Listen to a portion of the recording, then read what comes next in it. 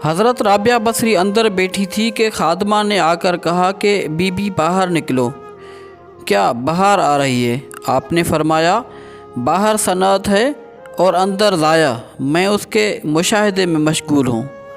عورتوں کی فضیلت کے مباحثے میں فرمایا کہ اگر ان میں کوئی نبی نہیں ہوئی تو کسی عورت نے خدائی کا دعویٰ بھی نہیں کیا، اس کے علاوہ انبیاء، اولیاء، صدیق انہی کی گود میں پرورش پاتے اور بڑے ہوئے ہیں۔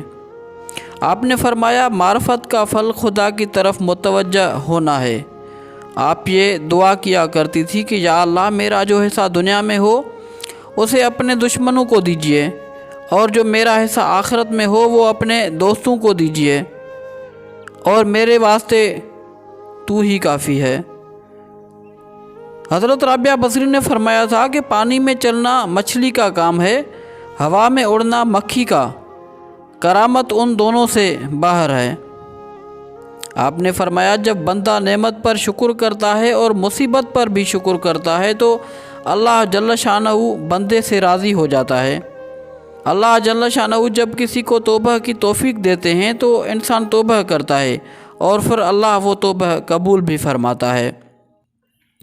آپ نے فرمایا جس میں جب سے میں نے ایسی ذات کو جو باوجود گناہ کے روزی بند نہیں کرتا اور اپنے عاشقوں کو بے آب و دانہ زندہ رکھتا ہے پہچان لیا ہے، غیر خدا سے امید رکھنا چھوڑ دی ہے۔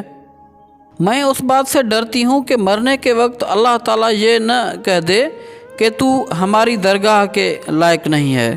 حضرت رابعہ بصری کے گھر چراغ نہ جلتا تھا۔ آپ فرمایا کرتی تھی کہ مجھے 3 غم ہیں، مجھے معلوم نہیں کہ میری موت ایمان پر ہوگی یا کفر پر، میرا نام اعمال قیامت کے دن داہنے ہاتھ میں ہوگا یا بائیں ہاتھ میں، پتہ نہیں قیامت میں داہنی طرف جنت میں جانے والی جماعت کے ساتھ ہوں گی یا بائیں طرف دوزخ میں جانے والی جماعت میں۔ مجھے ثواب کی امید اس وقت ہوتی ہے جب اپنے نیک اعمال و عبادات کو کم خیال کرتی ہوں، کیونکہ اس وقت میرا اعتماد محض اللہ کے فضل پر ہوتا ہے۔ اللہ سے قناعت پسند دل مانگو، یہ بہت بڑی نعمت ہے۔ آپ نے ایک سوال کیا تھا کہ اگر دوزخ اور جنت نہ ہوں تو کیا خدا اس لائق نہیں کہ اس کی پرستش کی جائے؟ آپ نے فرمایا اگر تم دنیا سے فارغ ہو تو دنیا کی بھلائی برائی کی تمہیں پرواہ نہیں ہو سکتی۔ اے نفس، تو اللہ تعالیٰ سے محبت کا دعوے دار ہے اور اس کی نافرمانی بھی کرتا ہے۔ اگر تو محبت میں صادق ہے تو اپنے رب کی اطاعت بھی کر۔ محبت کرنے والا اپنے محبوب کی اطاعت ضرور کرتا ہے۔ محبت ازلی اور ابدی ہے۔